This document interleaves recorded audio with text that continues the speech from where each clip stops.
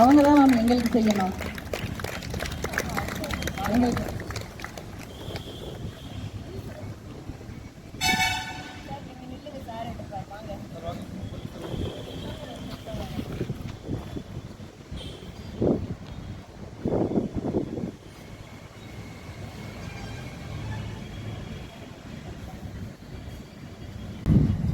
அனைவருக்கும் வணக்கம்.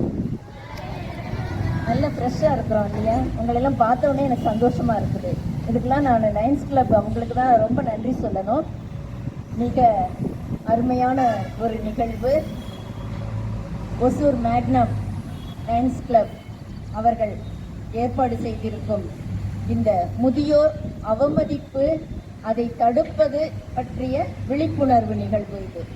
இதற்கு வருகை தந்து சிறப்பித்திருக்கும் திரு லயன் வினோத்குமார் தலைவர் அவர்களுக்கும், பொருளாளர் லயன் ரவீந்திரன் அவர்களுக்கும், நிகழ்ச்சி ஒருங்கிணைப்பாளர் லயன் ரவிசங்கர் சார் அவர்களுக்கும் மீண்டும் கைத்தட்டி நம்முடைய பாராட்டுகளையும் வணக்கத்தையும் தெரிவித்துக் கொள்ளலாம்.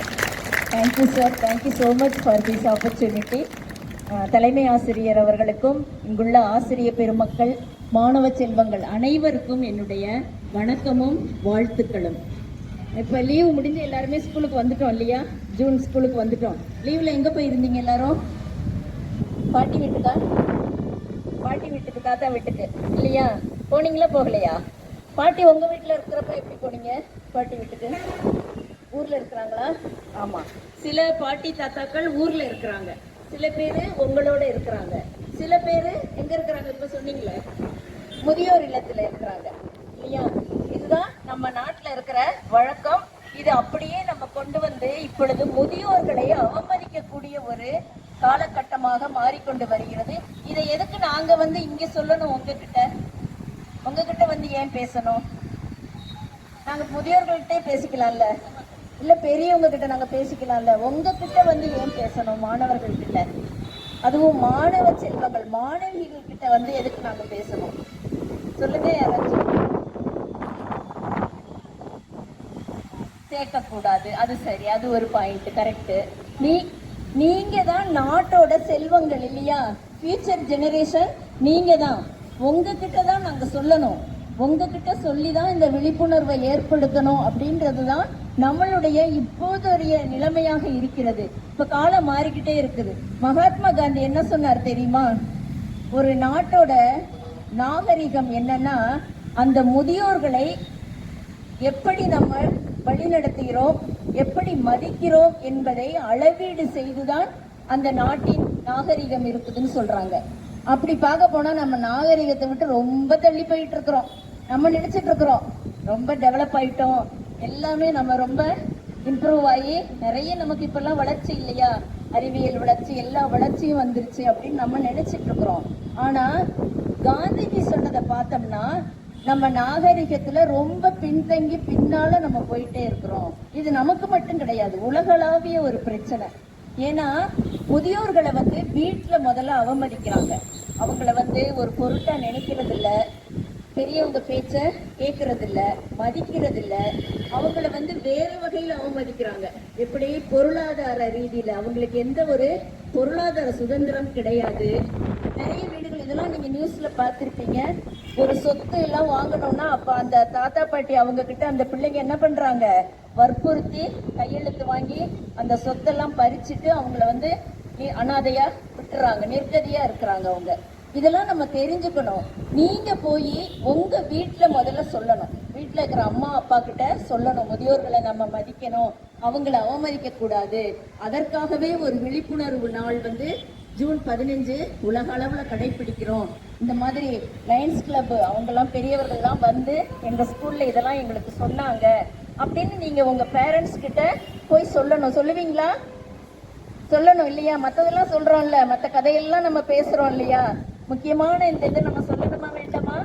சொல்லணும். உங்க அக்கம் பக்கம் இருக்கிறவங்க கிட்ட சொல்லணும், உங்க ஃப்ரெண்ட்ஸ் கிட்ட நீங்க டிஸ்கஸ் பண்ணணும்.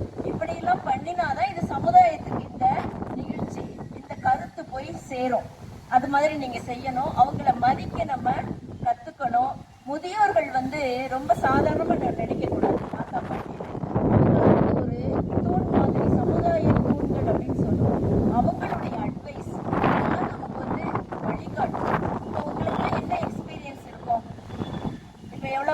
வயசாகுது, ஏஜ் மேக்சிமம் 14, 12, 13, அவ்வளவுதான் உங்களுடைய எக்ஸ்பீரியன்ஸ் இல்லையா? அவ்வளவுதான்.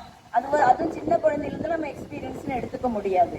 ஆனா முதியோர்களுடைய அந்த அனுபவத்தை நினைச்சு பார்த்தீங்கன்னா எவ்வளவு அவங்க கடந்து வந்திருப்பாங்க, எவ்வளவு காலங்கள் கடந்து, எவ்வளவு அனுபவங்கள்.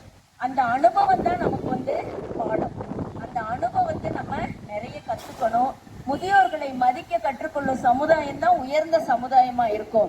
அதனாலதான் இந்த வன்கொடுமை, இந்த அபியூஸ், இதெல்லாம் நம்ம வந்து எல்டர்ஸ் அபியூஸ்ன்னு சொல்றோம். இந்த எல்டர்ஸ் அபியூஸ் வந்து இருக்கக்கூடாதுங்கிறது ஒரு அவேர்னஸ்க்காக இன்னைக்கு உலகம் முழுவதும் இந்த நாளை நம்ம கடைபிடித்து வர்றோம். இது வந்து நீங்க தெரிஞ்சுக்கணும். ஜூன் 15ஆம் தேதி உங்க வீட்டு பக்கம் இருக்கிற முதியவர்களுக்கு ஏதாவது ஒரு கஷ்டம் நீங்க கண்ணால பாத்தீங்கன்னா அப்படி கண்டுக்காம போக கூடாது.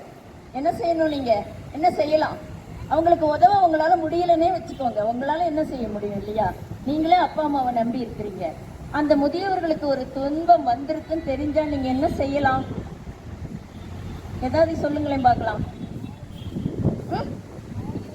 ஆறுதல் சொல்லலாம். Very good, very good. அவளுக்கு கை தட்டுங்க. ஆறுதல் சொல்லலாம். ஏன்னா அந்த அன்பு, அந்த ஆறுதலே அவங்களுக்கு கொஞ்சம் ஒரு தைரியத்தை கொடுக்கும் இல்லையா? இந்த தடவை அந்த தீம் என்னன்னா பி போல்டு. அவங்கள சொல்றோம் நம்ம முதியவர்களை, பி போல்டு, சேஞ்ச் உங்க ஆட்டிடியூட், ஏஜ் ஆட்டிடியூட் அப்படின்னு சொல்றோம். ஆனா உண்மையான கருப்பொருள் என்ன தெரியுமா? தீம் என்ன தெரியுமா? இந்த விழிப்புணர்வை தாண்டி, அந்த பாப்பா சொன்ன மாதிரி, இந்த விழிப்புணர்வை தாண்டி இந்த வன்கொடுமையை தடுக்கிறதுக்கு நம்ம என்ன செய்ய போறோம், நம்ம எப்படி செயல்பட போறோம், அதுதான் இந்த வருஷத்தோட தீம். 2026ஓட தீம் விழிப்புணர்வை தாண்டி நம்ம என்ன செய்ய போறோம். நீங்க உங்களுடைய லெவலுக்கு நான் சொல்றேன், ஆறுதல் சொல்றது சரி. நீங்க வந்து அருகில் உள்ள உங்களுடைய எங்கேயாச்சும் ஒரு அதிகாரிகள் இல்ல அரசாங்கம் அவர்களுக்கு தெரிவிக்கிறாங்க, கொடுமைப்படுத்தப்படுறாங்க, இவங்க ஆதரவற்று இருக்கிறாங்க அப்படின்னு சொல்லலாம். அதுவும் உங்களால சொல்ல முடியலன்னா உங்களுடைய தலைமை ஆசிரியர், உங்க ஆசிரியர்கள்ட்ட வந்து சொல்லலாம் இல்லையா? சொல்ல முடியுமா? முடியாதா? முடியல, எங்க வீட்டு பக்கம் ஒரு தாத்தா பாட்டி இப்படி கொடுமைப்படுத்துறாங்க, அவங்களுக்கு இவ்வளவு கஷ்டங்கள் இருக்கு, நான் இவங்களை இங்க பார்த்தேன், இந்த இடத்துல இவங்களை பார்த்தேன் அப்படின்னு சொல்லிட்டு உங்களுடைய ஆசிரியர், தலைமை ஆசிரியர்கிட்ட வந்து சொன்னீங்கன்னா அவங்க அதுக்கு ஒரு முயற்சி எடுப்பாங்க. அவங்க வந்து அரசாங்கத்துக்கோ இல்ல இதே மாதிரி தொண்டு நிறுவனங்கள், லயன்ஸ் கிளப் போன்ற நிறைய நிறுவனங்கள், தொண்டு நிறுவனங்கள், அவங்களுக்கு அவங்க வந்து சொல்லுவாங்க. சொல்லிட்டு அவங்களுக்கு என்ன நம்ம செய்ய முடியுமோ செய்வதற்கு நம்ம ஏற்பாடு செய்யலாம். இது நம்மளால செய்ய முடியுமா? முடியாதா? முடியும் தானே? ஏன்னா நீங்க எல்லாம் இப்ப தெரிஞ்சுக்கிட்டீங்க. எப்படி வெறும் படிப்புக்காக மட்டும் நம்ம ஸ்கூலுக்கு வரல. சும்மா படிச்சுட்டு டெய்லி போகலாம், மார்க் வாங்கிக்கலாம், வெளியே போகலாம், நமக்கு ஒரு நல்ல வேலை கிடைக்கும், நம்ம ஜாப்ல உட்காந்துக்கலாம், அது மட்டும் நமக்கு வந்து எய்ம் கிடையாது. இந்த சமுதாயத்துல இப்படிப்பட்ட நிகழ்ச்சியெல்லாம் நடக்கிறப்போ நம்ம என்ன செய்ய போறோம் இல்லையா? நம்ம என்ன செய்யறோம்? எத்தனை பேர் இங்க வந்திருக்கிறாங்க இல்லையா? எல்லாருக்கும் உங்க பணி இருக்கு, நிறைய வேலைகள் இருக்கு எல்லாருக்குமே. அதெல்லாம் விட்டுட்டு உங்ககிட்ட வந்து பேசணும்னா இந்த சமுதாயத்துக்கு நம்ம என்ன செய்ய போறோம் நாங்க நினைக்கிறோம். அதே மாதிரி நீங்களும் நினைக்கணும், சரியா? முதியோர்களுக்காக கண்டிப்பாக நாம் வந்து அவர்களை அந்த வன்கொடுமை, அந்த கொடுமைப்படுத்துறது, வார்த்தையால அபியூஸ் பண்றாங்க, அடிக்கிறாங்க நிறைய பேர், அதெல்லாம் இல்லாம நம்ம செய்யணும்ன்றதுக்காக தான் இப்படிப்பட்ட நிகழ்ச்சி. இதுல நீங்க கலந்துக்கிட்டு நீங்க வந்து இன்னைக்கு உறுதிமொழி நம்ம இன்னைக்கு எடுக்க போறோம். உறுதிமொழி அதே பார்த்து சொல்றேன். அதனால இது மாதிரி இப்ப வந்து நம்ம உறுதிமொழி எடுக்க போறோம். உறுதிமொழி நம்ம நாட்டு உறுதிமொழி எல்லாம் எடுக்கிறோம் இல்லையா? அதே மாதிரி இந்த உறுதிமொழியும் நீங்க எடுக்கணும். இந்த உறுதிமொழி எடுக்கிறப்ப உங்க மனசுல உண்மையாவே அந்த உணர்வுகளோட நீங்க எடுக்கணும். தெரியுதா? கண்டிப்பா நீங்க செய்வீங்கன்னு எனக்கு நம்பிக்கை இருக்கு. நமக்காக இங்க வந்து இப்படி ஒரு நிகழ்ச்சியை நமக்காக ஏற்படுத்தி இருக்கும் ஒசூர் மேக்னாம் அவர்களுக்கு மிகவும் நாம் நன்றி சொல்ல வேண்டும். இதெல்லாம் ஒரு விழிப்புணர்வு உங்களுக்கு வருவதற்காக அவர்கள் செய்யும் பொழுது நாம் ஒத்துழைக்க வேண்டும். நம்மளால என்ன முடியுமோ அதை செய்யணும். உங்க அதுக்கு சட்ட உதவி இருக்கு, மருத்துவ உதவி இருக்கு. நம்ம நினைக்கிறோம் எல்லாமே அரசாங்கம் செய்யும், அதுக்கு நம்ம வந்து ஒத்துழைக்கணும். அவங்க எல்லா இடமும் வந்து தேடி பார்த்துட்டு இருக்க முடியாது இல்லையா? அதனால நம்ம கண்டுபிடிச்சு அவங்களுக்கு சொல்லணும். உறுதிமொழி எடுக்கிறதுக்கு முன்னாடி ஒரு குட்டி கவிதை நான் சொல்ல போறேன். அந்த முதியோர்கள் வந்து கௌரவமாக வாழணும். We don't have any right to abuse them. அது மனசுல வச்சுக்கோங்க. நமக்கு எந்த உரிமையும் கிடையாது அவங்கள வந்து நம்ம அவமதிக்கிறதுக்கு. அதே மாதிரி they have the rights to live respectfully and honorably. அவங்க மரியாதையா கௌரவமா வாழ்றதுக்கு அவங்களுக்கும் உரிமை இருக்கா இல்லையா? உங்களை மாதிரி தானே அவங்களும் வளர்ந்து வந்திருப்பாங்க. நம்மளும் நாளைக்கு முதியோர்கள் ஆவோமா மாட்டோமா? யாராச்சும் நினைச்சு பார்த்தீங்களா? இப்படியே இருப்போமா நம்ம? இல்ல நம்மளும் ஒரு நாள் ஏஜ் வரும், நமக்கும் அந்த முதுமை வரும் இல்லையா? அதை நம்ம நினைச்சு பார்க்கிறோம். கண்டிப்பா அவங்களுக்கு நம்ம எந்த ஒரு முதுமையும் செய்ய மாட்டோம். முன்னோர் உரை, ஒரு 4 வரி கவிதை. முன்னோர் உரைத்த அறம், முன்னோர் பெரியவங்க, முன்னோர் உரைத்த அறம் மூச்சாய் நினைத்தால் வரம். நம்ம எப்படி நினைக்கணும்? மூச்சாய் நினைத்தால் வரம். வன் கொடுமைகளை ஒழிப்போம், முதியோர் வாழ்வை அன்பால் நிறைப்போம். முதியோர் வாழ்வை அன்பால் நிறைப்போம். நம்ம அன்பு செலுத்தினோம்னா இந்த கொடுமை வராது, துன்பம் வராது. அவங்க ஹாப்பியா இருப்பாங்க, சந்தோஷமா இருப்பாங்க, நம்மளை பிளஸ் பண்ணுவாங்க. அதுதானே நமக்கு வேணும் இல்லையா? அப்படிப்பட்ட முதியோர்களை கற்றுக்கொள்ள வேண்டும். இப்ப நீங்க எல்லாருமே உறுதிமொழி எடுக்கிறீங்க. எல்லாரும் உறுதிமொழி எடுக்கணும், மனசார உண்மையா எடுக்கணும்.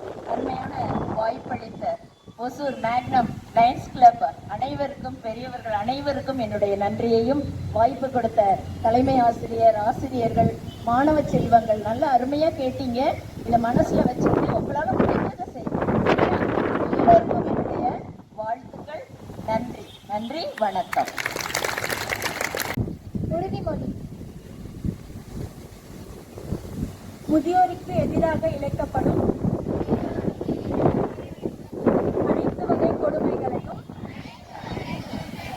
இவை வாய்மொழியாகவோ வன்முறை மூலமாகவோ பொருளாதார ரீதியாகவோ